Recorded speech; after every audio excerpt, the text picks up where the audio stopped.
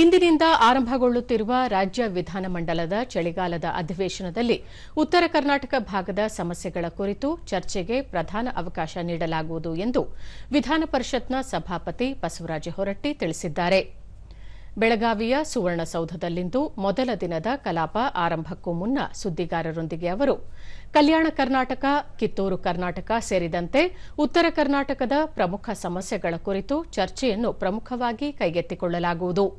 ಪ್ರತಿದಿನ ಒಂದೊಂದು ಸಮಸ್ಯೆಗಳ ಬಗ್ಗೆ ಚರ್ಚಿಸಲು ಅವಕಾಶ ನೀಡಲಾಗುವುದು ಎಂದರು. ಕಳಸಾ-ಬಂಡೂರಿ, ಕೃಷ್ಣಾ ಮೇಲ್ದಂಡೆ, ಭದ್ರಾ ಮೇಲ್ದಂಡೆ ಸೇರಿದಂತೆ ನೀರಾವರಿ ಯೋಜನೆಗಳ ಕುರಿತು ಸಹ ವಿಸ್ತೃತ ಚರ್ಚೆಗೆ ಅವಕಾಶ ಕಲ್ಪಿಸಲಾಗುವುದು. ಆಯಾ ದಿನದ ವೇಳಾಪಟ್ಟಿಯಂತೆ ಚರ್ಚೆ ಪೂರ್ಣಗೊಳ್ಳುವವರೆಗೂ ಯಾವುದೇ ಕಾರಣಕ್ಕೂ ಕಲಾಪವನ್ನು ಮುಂದೂಡುವುದಿಲ್ಲ. ಈ ಅಧಿವೇಶನ ಉತ್ತಮವಾಗಿ ನಡೆಯಬೇಕು ಮತ್ತು ಸದುಪಯೋಗವಾಗಬೇಕು ಎಂದು ಬಸವರಾಜ ಹೊರಟ್ಟಿ ಹೇಳಿದರು. 72 ಇದೆ, ನಮ್ಮಲ್ಲಿ 330 ಇದೆ. ಯಾರೇ ಹಾಕಲಿ ಏನೇ ಹಾಕಲಿ ದಿನ ಒಂದು ಸಬ್ಜೆಕ್ಟನ್ನು ಇದರಲ್ಲಿ ಹಾಕ್ತೀವಿ. ಈಗ ಮಂಡ್ಯದವರೊಬ್ಬರು ಇಲ್ಲಿ ಉತ್ತರ ಕರ್ನಾಟಕ ಸಮಸ್ಯೆ ಬಗ್ಗೆ ಹಾಕಿ ಅದನ್ನು ಹಾಕ್ಕೊಳ್ತೀವಿ.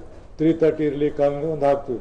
ಈಗ ನೋಡಿ, ಈ ಸರಿ ಬುಧವಾರವನ್ನು ಸಂಪೂರ್ಣ ಪ್ರಶ್ನೋತ್ತರ ಮುಗಿದ ನಂತರ ಇಡೀ ದಿನ ಬುಧವಾರ ದಿವಸ ಕಲ್ಯಾಣ ಕರ್ನಾಟಕ ಮತ್ತು ಉತ್ತರ ಕರ್ನಾಟಕದ ಬಗ್ಗೆ, ಕಿತ್ತೂರು ಕರ್ನಾಟಕದ ಬಗ್ಗೆ ಸಂಪೂರ್ಣವಾದಂಥ ದಿನ.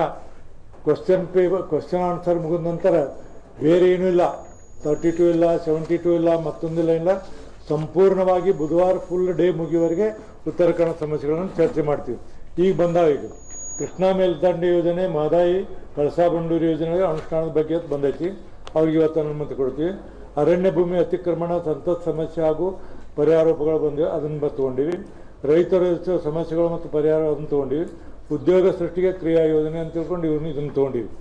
ಇಷ್ಟನ್ನು ಈ ಅಧಿವೇಶನದಲ್ಲಿ ನಾವು ತಗೊಳ್ತೀವಿ. ಮತ್ತು ಒಂದು ಅಧಿವೇಶನದಲ್ಲಿ ಒಂದು ಮಾತನ್ನು ನಾನು ಹೇಳ್ತೀನಿ. ಪ್ರಾರಂಭವಾದ ಸಮಯದಿಂದ ಅಜೆಂಡಾ ಮುಗಿಯುವವರೆಗೆ ಸದನವನ್ನು ನಡೆಸ್ತೀವಿ ನಾವು.